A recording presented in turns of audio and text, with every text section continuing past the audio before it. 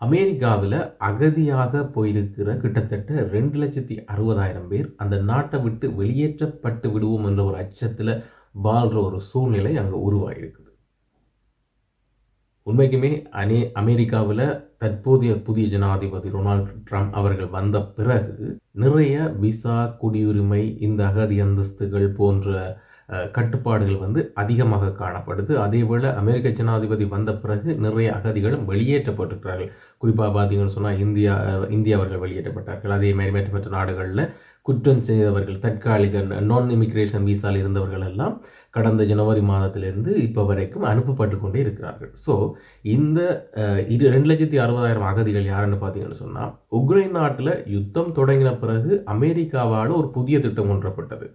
Uniting for Ukraine என்ற அந்த திட்டத்தின் கீழால் கிட்டத்தட்ட 2,60,000 பேர் அமெரிக்காவுக்குள்ளே தற்காலிகமாக வேலை செய்ய முடியும், தற்காலிகமாக வாழ முடியும் என்ற சூழ்நிலையை உருவாக்கி கொடுக்கும் விதத்தில் இந்த திட்டம் கொண்டுவரப்பட்டது. நீங்கள் எல்லாரும் அறிஞ்சவடையும்.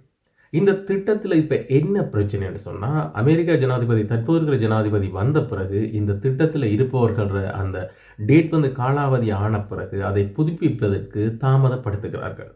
இங்கே ஒரு கேள்வி எழுதுதுன்னு சொன்னால், இந்த புதுப்பித்தல் திட்டமிட்டு தான் தாமதப்படுத்தப்படுதா, அல்லது டொனால்ட் ட்ரம்ப் அவர்களால் இது தொடர்பான முடிவை எடுக்க முடியாமல் உள்ளதா, என்ன காரணம்னு சொல்லி எல்லாரும் குழம்பி போயிருக்காங்க. இதை தாமதப்படுத்துறதால என்னடா இது பிரச்சனைன்னு சொல்லி நீங்கள் யோசிப்பீங்க. உங்களுக்கு தெரியும், உண்மைக்குமே இந்த புலம்பெயர் தேசங்கள் இருக்கிற நீங்கள் உங்களுக்கு தெரியும், இங்கே விசா இல்லைன்னு சொன்னால் எதுவுமே இல்லை. பணம் அனுப்ப முடியாது, சம்பளம் எடுக்க முடியாது, பேங்கை ஃப்ரீஸ் பண்ணிடுவாங்க, ஒரு ஹாஸ்பிட்டல் வசதி வாய்ப்பு எதுவுமே கிடைக்காது, அரசாங்க உதவித்தொகையில் நிப்பாட்டப்பட்டும், டிரைவிங் லைசன்ஸ் ரினியூ பண்ணலாது, இப்படி நிறைய பிரச்சனைகள் இருக்குது. அன்றாட வாழ்க்கையில் விசான்றது எந்த அளவுக்கு பங்களிப்புச்சுன்னு சொல்லி இங்கே இருக்க உங்களுக்கு எல்லாருக்கும் தெரியும். ஸோ அமெரிக்காவில் இந்த 2,60,000 பேர் வந்த இந்த திட்டத்தின் கீழே தற்போது கிட்டத்தட்ட 2 லட்சம் பேர் வரை இதில் பாதிக்கப்பட்டிருக்கார்கள், பயந்து கொண்டிருக்கிறார்கள். இப்படியே அமெரிக்க அரசாங்கம் இதை தாமதப்படுத்தி தங்களை நாட்டை விட்டு வெளியேற்றி விடுவார்களோ என்று. ஏனென்று சொன்னால், இது கடந்த அரசாங்கத்தில் இந்த திட்டம் கொண்டுவரப்பட்டதாகவும் தற்போது இந்த ஜனாதிபதி டொனால்ட் ட்ரம்ப் அவர்கள் வந்த பிறகு இதை புதுப்பிப்பதற்கு தாமதப்படுத்தி கொண்டிருக்கிறார்கள் என்று சொல்லித்தான் இந்த உக்ரைனிய அகதி மக்கள் கவலைப்பட்டு கொண்டிருக்கிறார்கள்.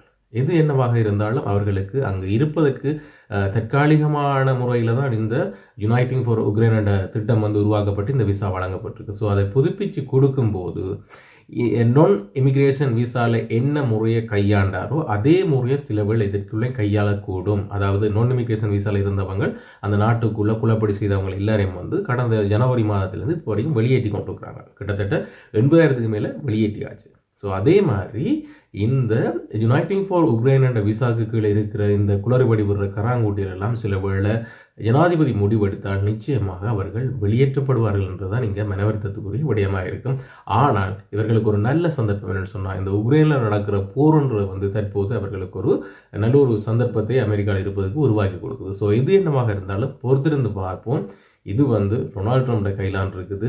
இந்த 2 லட்சம் பேருக்கும் தொடர்ந்து இந்த விசாக்கள் வழங்கப்படுமா, அதாவது யுனைட்டிங் ஃபார் உக்ரைன் என்ற திட்டத்தின் கீழ் அவர்களுக்கு தற்காலிகமாக இருக்கிறதுக்கு அனுமதி வழங்கப்படுமா, இல்லை அவர்கள் நிராகரிக்கப்பட்டு அங்கே சுமூகமாக வாழ முடியாத ஒரு சூழல் தொடர்ந்தும் காணப்படுமான்னு சொல்லி